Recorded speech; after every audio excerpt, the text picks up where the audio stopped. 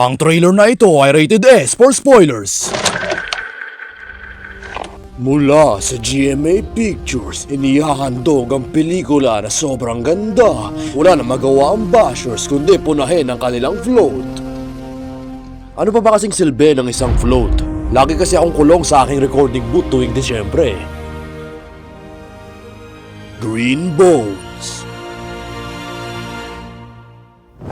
Kilalanin ang isang martir na nangangalang Zamora. Pero ang karakter naman na ito ay hindi nabitay pero nakulong. Sundan si Dennis Trillo, hindi mabuting tao. Hindi ako mabuting tao. Hindi ako mabuting tao. Oo, tama. Gusto ko lang hong sabihin na hindi ko masamang tao si Dom. Oo, sige ba? Sir, mabuting tao si Dom. Oo nga.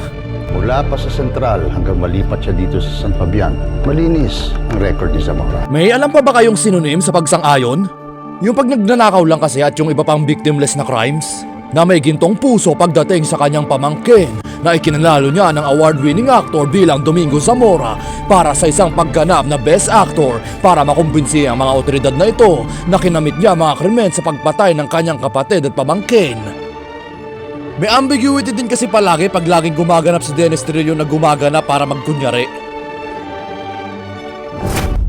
Tunghaya ng sobrang emosyonal na sakripisyo para lang hindi mapunta ang kanyang talagang buhay pang pamangkin na Best Child Actress ng movie para lang lumaki gampanan ng okayish na child actress.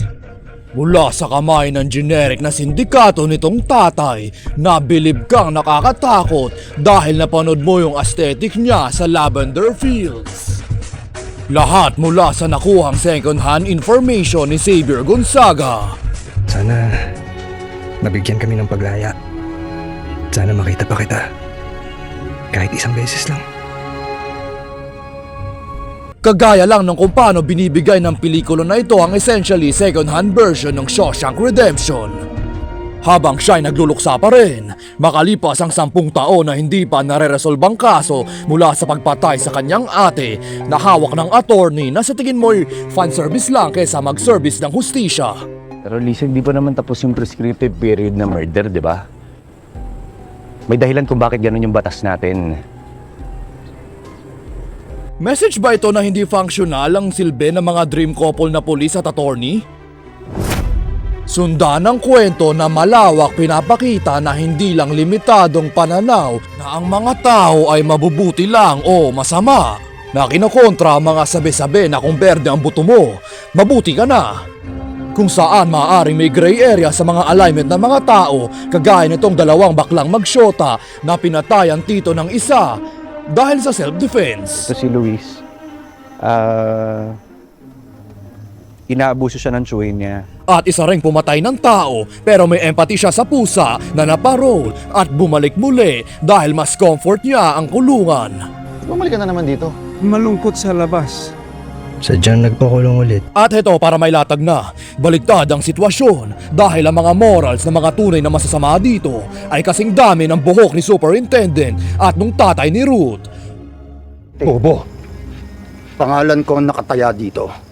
Sinabi ko na, di ba? Wala dapat gulo sa loob! Maliban dun sa isang gun na may pakiusap.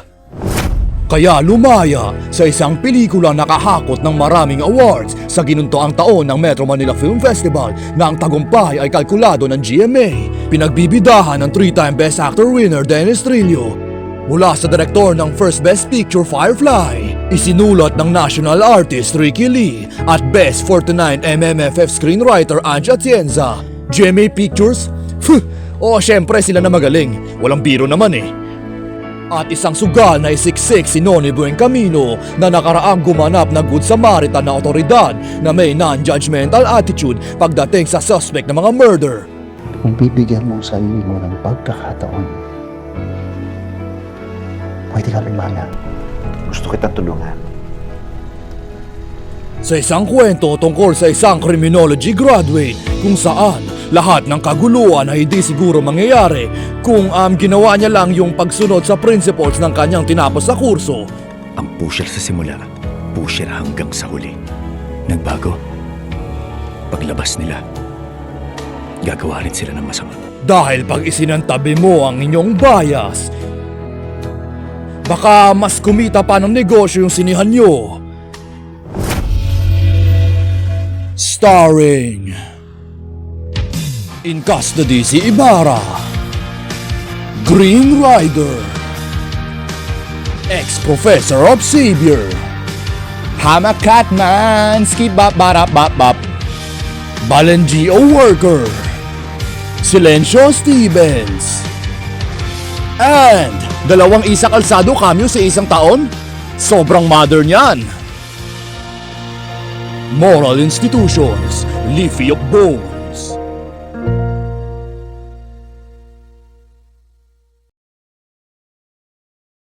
Hindi sila nakakita ng isang berdeng buto sa mga abo ni Dom.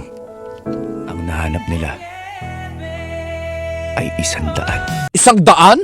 Malapit na sa kalahati yan ang buto ng isang katawan ng tao. Mabuti ang tao si Dom pero isa pa rin siyang crook. Kung magiging totoo tayo, at least 7 green bones lang. O may 2 pa ba na green bones para masabi na mabuti ka pa rin?